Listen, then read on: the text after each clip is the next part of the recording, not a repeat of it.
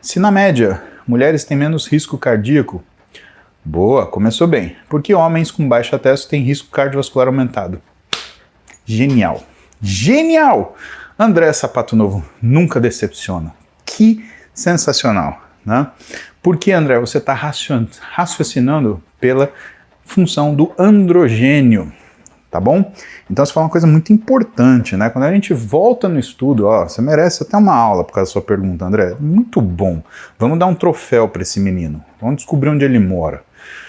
Porque se a gente voltar naquilo que são os estudos sobre os melhores níveis de testosterona, é impossível não falar sobre um pesquisador chamado André Chernow, que em 2007 ele determinou o que era o melhor nível de testosterona. E o que ele descobriu? Né? O que ele apontou? Muita sabedoria. Que a testosterona ela obedece uma curva em U. Então, muito é ruim, pouco é ruim também. Pouco é ruim, muito é ruim também. Existe um ideal de testosterona para você ter. Muito bem lembrado, né? E nos extremos, quando você tem muito ou quando você tem pouco, o que acontece? Você tem aumento do risco cardiovascular, você tem dislipidemia, você tem reserva de gordura abdominal, você tem aumento da pressão, ou seja, você desregula tudo o que é sua função metabólica. Por quê? Né? Até porque o androgênio, ele não é um hormônio, né? A testosterona, ela não é um hormônio de ação metabólica tanto assim, ele é mais um hormônio de ação estrutural, né? Tá ligado a síntese de proteína, a esse tipo de coisa. Só que, olha só, o estradiol tá? E por que eu falo isso para você? Porque se você tem muita testosterona, você aromatiza muito. E o estradiol faz duas coisas importantes. Ele faz uma resposta glicêmica e faz controle da sua resistência vascular periférica. E quando o estradiol faz isso, né, o aumento da glicemia, aumento da resistência periférica à insulina, numa testosterona alta, ele faz isso muito. Você ganha quase um pré-diabetes ou um diabetes, mais uma hipertensão arterial, porque o estradiol age direto no sistema renina, angiotensina e aldosterona. Olha só, vem de ré. Agora vamos ver o contrário, tá? A retirada do estradiol significa uma piora gigantesca no que é a sua função metabólica também, tá? A mulher vive mais que o homem, né? Não porque ela tem um androgênio comparável com o homem, é porque ela passa muito mais tempo da sua vida sob a ação de níveis mais altos de estradiol de forma fisiológica. Então não adianta você pegar um homem e dar estradiol para ele, isso não vai funcionar. Um homem ele tem um estradiol durante a vida que fica entre 20 e 35 picogramas por decilitro. Tá? Quando muito, né, que ele tem uma testosterona muito alta, aí ele fica lá até 50 picogramas por decilitro.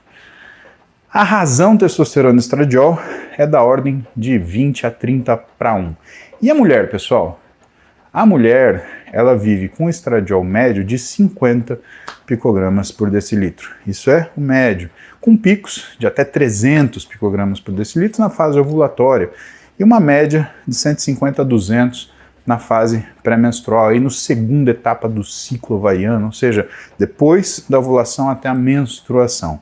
Isso quer dizer que ao longo da vida ela tem volumes de estradiol que são mais altos. Por isso, né, que a mulher ela acaba tendo mais saúde, ela passa mais tempo regulada do ponto de vista metabólico. Mas também é um preço alto que a mulher acaba pagando. Porque quando ela tem uma menopausa, quando ela tem a cessação da produção do estradiol, e tem que lembrar que nos 40 anos a mulher já produz metade da quantidade de hormônio que ela produzia aos 20, tá?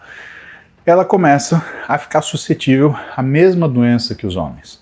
Aquilo que traz susceptibilidade de doença para o homem, desde que ele se torna homem, lá para os 16, 18 anos de idade, dentro do que a gente chama de, né, maturidade gonadal, ou seja, ele já produz os 600, 700 de testosterona dele, 600, 700 nanogramas por decilitro, tá?